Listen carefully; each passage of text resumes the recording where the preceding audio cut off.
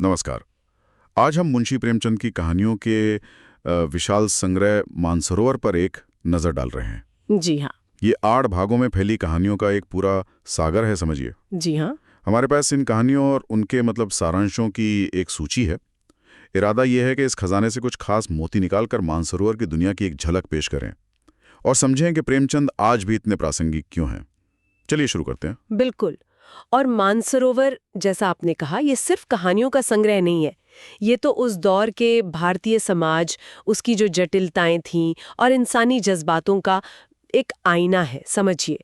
इन कहानियों में हमें यथार्थवाद, मतलब जीवन की सच्ची, कभी कभी कड़वी तस्वीर, और आदर्शवाद यानी मूल्यों और नैतिकता पर जोर, दोनों का एक अनूठा संगम मिलता है। हाँ, और सबसे पहले जो बात ध्यान खींचती है वो है समाज की समस्याओं का बेबाक चित्रण।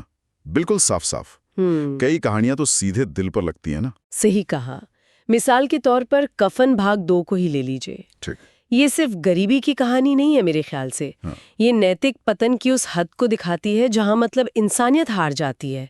वो पिता पुत्र का बहू के कफन के पैसों से शराब पीना, उफ। ये समाज की उस उदासीनता पर करारी चोट है जिसने उन्हें शायद इस हाल में पहुंचाया। बिल्कुल। और इसी तरह ठाकुर का कुआं भाग 4 या फिर सदगति भाग 2 में जातिवाद और छुआछूत, जिस तरह से दिखाया है प्रेमचंद ने वो कच्चा असली रूप, वो तो दहला देता है। हाँ, ये कहानियां वाकई सोचने पर मजबूर करती हैं कि स्थितियां कितनी कितनी भयानक थीं उस समय। लेकिन प्रेमचंद सिर्फ अंधेरा ही नहीं दिखाते। उनकी कहानियों में उम्मीद और मूल्यों की रोशनी भी है। क्यों? बिल्कुल बिल्कुल। पंच परमेश्वर को देखिए ना। यहाँ न्याय का जो आदर्श है वो दोस्ती जैसे गहरे रिश्ते से भी ऊपर रखा गया है।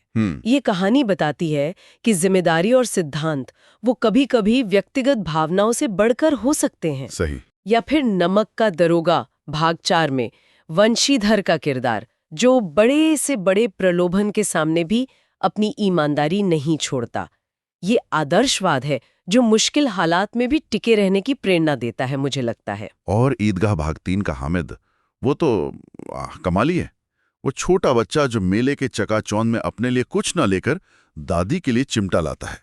ये सिर्फ त्याग नहीं, बल्कि इसमें प्रेम और जिम्मेदारी की कितनी गहरी समझ दिखते हैं, जो उसकी उम्र से कहीं ज्यादा है। एकदम एकदम। और रिश्तों की परतें देखिए, जैसे बड़े घर की बेटी भाग 1 में कैसे आनंदी अपनी समझदारी से एक टूटते हुए परिवार को जोड़ लेती है। ये दिखाता है कि सम्मान और समझ रिश्तों की नींव है। हाँ। फिर माँ भाग 7 है, जो मातृत्व के त्याग और उसकी जो असीम शक्ति है उसको दर्शाती है। प्रेमचंद किरदारों के मन में बहुत गहरे उतर जाते हैं। हाँ, किरदारों की बात चली है तो मुझे गुल्ली डंडा भाग 3 याद आ गई। बचपन की वो मासूम दोस्ती और फिर बड़े होने पर सामाजिक ओहदे के कारण जो बदलाव आता है, कितनी सरलता से दिखाया गया है। बिल्कुल। और इसी तरह पूस की रात भाग 3 का हल्कू, उसकी बेबसी, वो सिर्फ मौसम की मार नहीं है ना, वो तो उस पूरी व्यवस्था का शिकार है जो किसान को उसकी मेहनत का फल ही नहीं लेने देती। सही पकड़ा आपने। हल्कू की लाचारी और कफन के घीसू माधो की उदासीनता, ये अलग अलग चीजें हैं, पर दोनों ही कहीं ना कहीं समाज की बनावट पर सवाल उठाते हैं। और फिर है शतरंज के खिलाड़ी भाग 2, क्या गजब का व्यंग है वो। हाँ, वो तो है ही। 2 नवाब शतरंज में इतने डूबे हुए हैं कि उन्हें पता ही नहीं चल रहा कि उनका राजपाट उनकी दुनिया ही छिन रही है।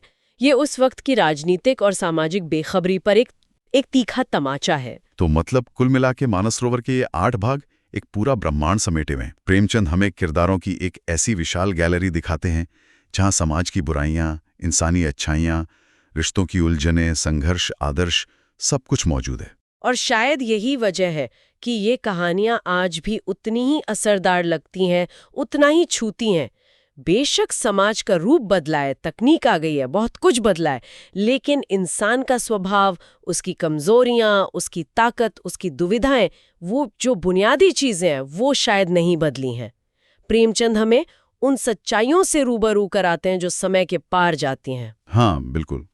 तो इस बातचीत को समेटते हुए एक सवाल शायद सोचने के लिए छोड़ जाते हैं हम सबके लिए, कि प्रेमचंद ने जिन सामाजिक बीमारियों और मानवीय कश्मकश को अपनी कहानियों में उकेरा था, क्या वे आज पूरी तरह खत्म हो गई हैं, या उन्होंने बस अपना रूप बदल लिया है, अपना लिबास बदल लिया है? सोचने वाली बात है।